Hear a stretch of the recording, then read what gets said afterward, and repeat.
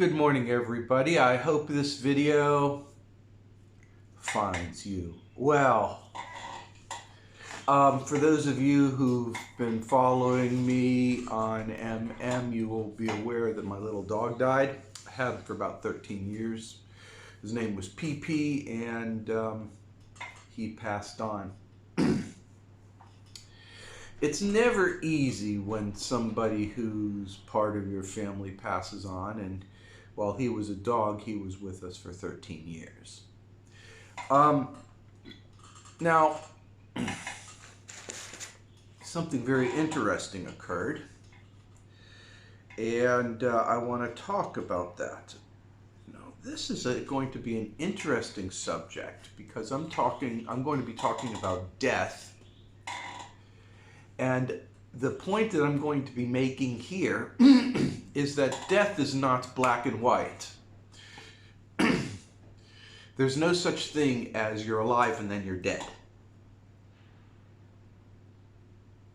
It's not like, I mean, a lot of times, yeah, you're alive and then you're dead.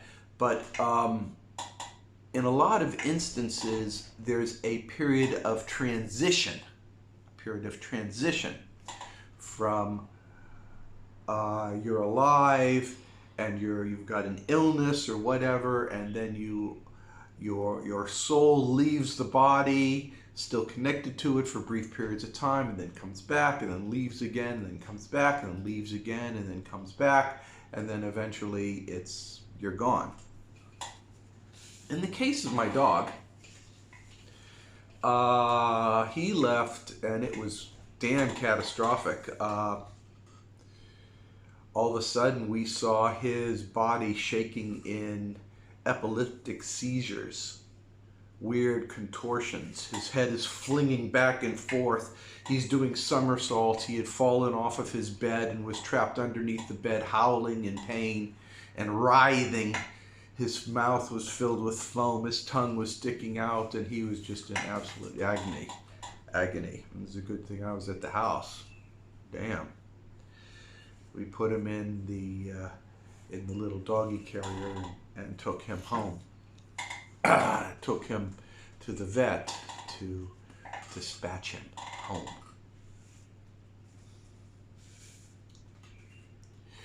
But something happened the day before. Move ahead in time one day earlier, and I am taking my daughter to school. And so we're driving on the road, and we're in Tanjo. This is a little village, but the roads are 6-lane highways, okay?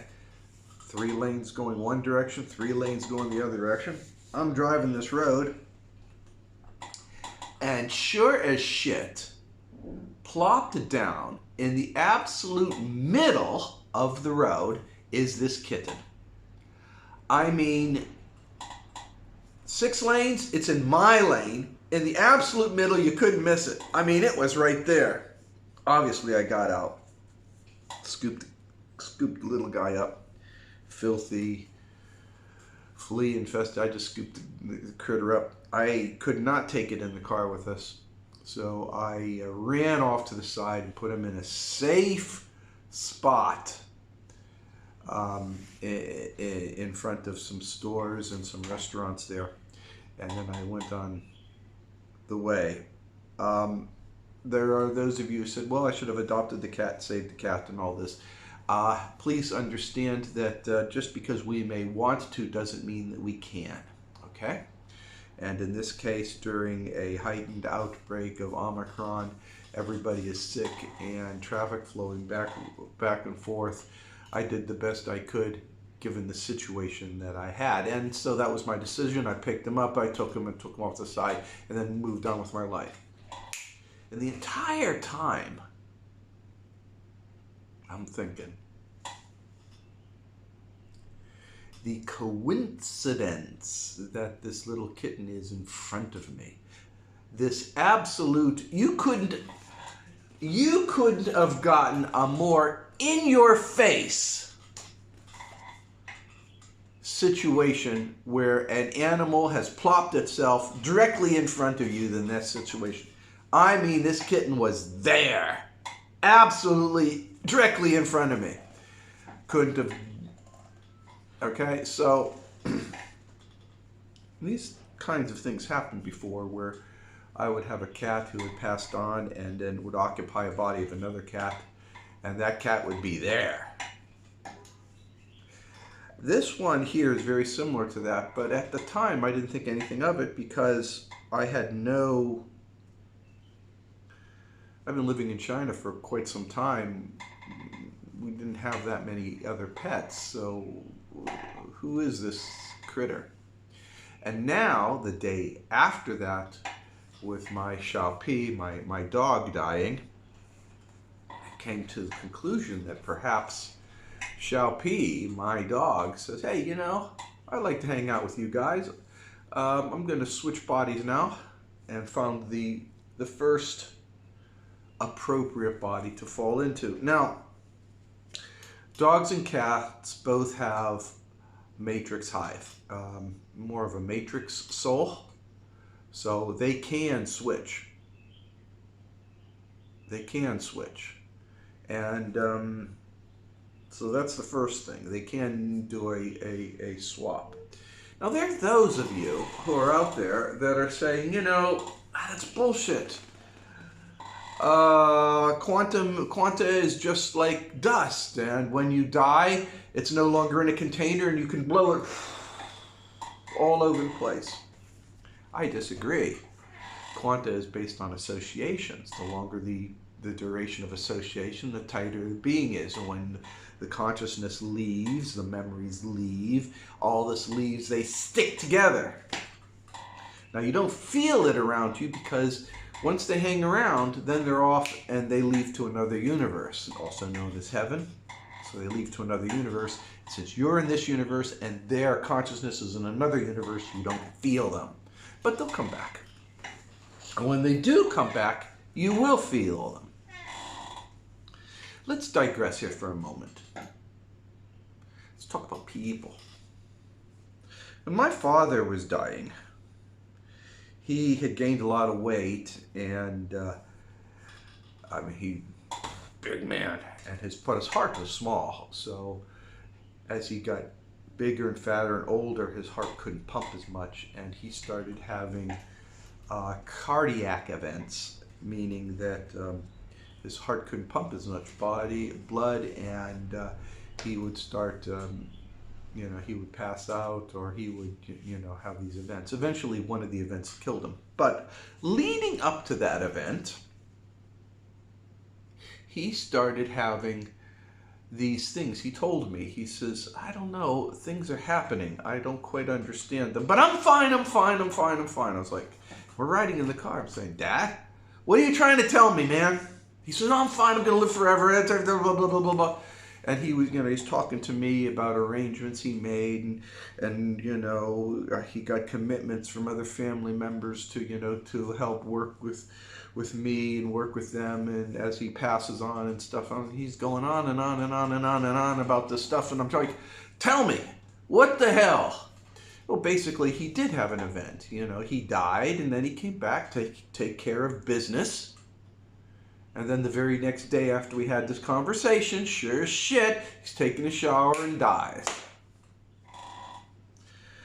I would say that this is just a coincidence if it didn't happen before, but it has happened on numerous occasions. My first wife's sister, she was diagnosed with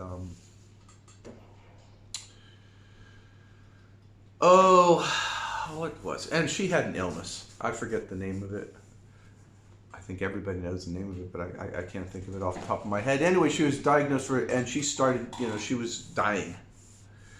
And she had this rough patch where it looked like she was going to die just like any second. And that continued on for maybe 3 months. And then she got really calm. She woke up and she seemed completely fine, as if she had no illness whatsoever, and she was happy and in a good mood. And for 3 days, she used that point in time to make her peace with her brothers and her sisters and her parents. She ate with them. She did all kinds of things with them. And then after the end of those 3 days, she died. So you got this 3-month-long period of on a deathbed, the death rattles and everything, and then suddenly everything seems to be normal. Make the peace, and then she dies. What's going on?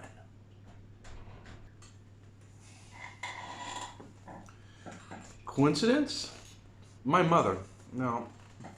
I was, of all of my brothers and sisters, I was the one who ended up taking care of both my mother and both my father. And I was the one who was there. Okay? And I was there during my mother's death. And I was the only one in the room when she died. But that doesn't matter. What does matter is the lead up. You see, she was hanging on. She was a chick who was hanging on. She had cancer and she had all kinds of problems and she was definitely dying, but she wanted to make it to Easter and she insisted on everybody coming for Easter and having an Easter meal. And every single aspect of her being was for everybody to eat that meal together. And when the day came, she couldn't make it to the dining room. She just sat there frozen on the stool in the kitchen. And then after we all ate in the dining room, she says, take me to the living room, let me rest. And we took her to the living room, put a movie in, we watched a little bit, she closed her eyes and she never opened them. And then she died. She didn't wake up the next day, and then she died in the afternoon. But prior to that, she was having a lot of these very deep naps where it seemed like she was hardly there. The body was just near comatose. Very low breathing, everything. She just was not there. You can make all kinds of sounds, she couldn't hear you. And then, you know, she would wake up and it would be fine. So she had these periods of like, her soul was elsewhere. Which brings me around back. And I could talk about stories about my cats and all this, but basically, and I have. The purpose of this little discussion here, guys, y'all, and you can disagree with me, that's totally fine. I don't have a pipeline into the nature of reality in so much as I'm just connected on my EBP. And I know a couple of things and I have experiences that teach me a few things, but I am not an expert. And I have come to conclusions on things that disagree with conclusions other people have had, and that is totally okay. But as far as this goes, it seems to me that the consciousness, the soul consciousness,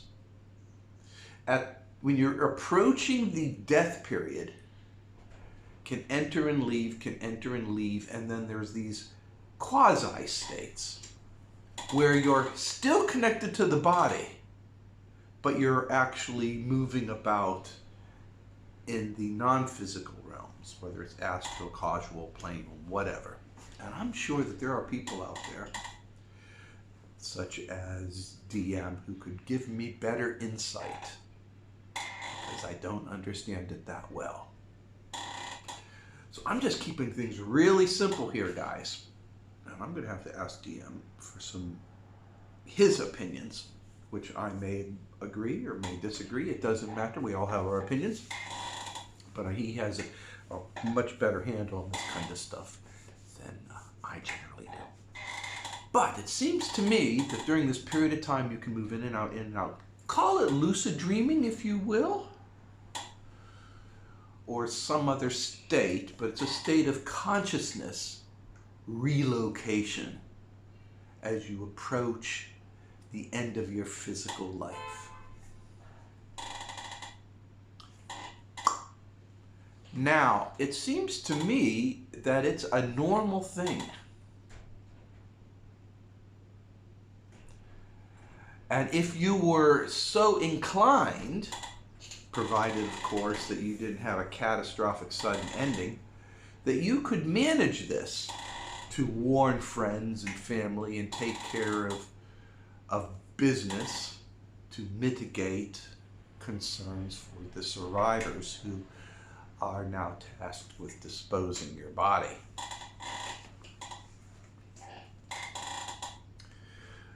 Man, this is a morbid subject, don't you think? I think it's a pretty morbid subject, but it's also part of life. Most people, I know if you're an American, you know by watching so many billions of movies that you pick up a gun and you shoot it somewhere over there and they're dead. Just like that. We have this artificial reality of what death is like, killing people are like, and all this stuff.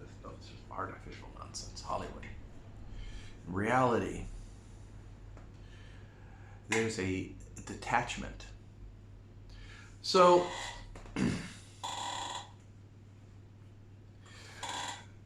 let's summarize here. I don't call what's occupying your body as your soul.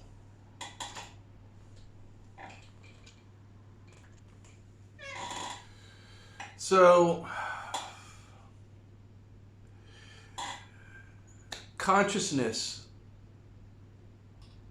the element of your being, your soul, as is projected within this reality, we call consciousness, and it can migrate. For your entire life, or the vast majority of your time in your life, your consciousness occupied your body. Those of you who have lucid dreaming ability, and this consciousness moves about. But for most of us Joes, occupies our body. In cases of myself, where I'm working with some other entities, they occasionally remove it from this body and put it in a container for other things to transpire, and so on and so forth. But for most of us, it stays within our body. It's not binary. It isn't you're in the body and you're out the body. That there are transitional periods where consciousness can be outside of the body but still connected to the body. We call that lucid dreaming. And I'm sure there's other states as well. When it comes time for us to finally terminate, we're on the world line template, we're reaching the end of the line. Consciousness can start ejecting, making arrangements, whether it's on the non-physical or on the physical.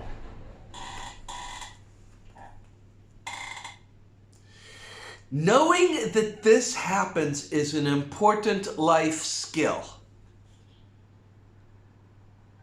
And perhaps we should accept it as reality, and maybe perhaps plan on handling things for the betterment of ourselves and those around us whom we care about deeply.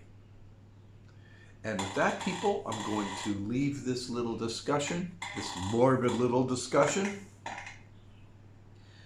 I hope it's a benefit to you. You can disagree if you wish, it's fine. Just know that I believe personally that consciousness is not locked into your body, but is something that can migrate. And because it can migrate, when your body meets terminus, you can move about and make the necessary steps to avail those that you love from undue grief. And with that, people, take care and know, well, I believe in you. Bye-bye.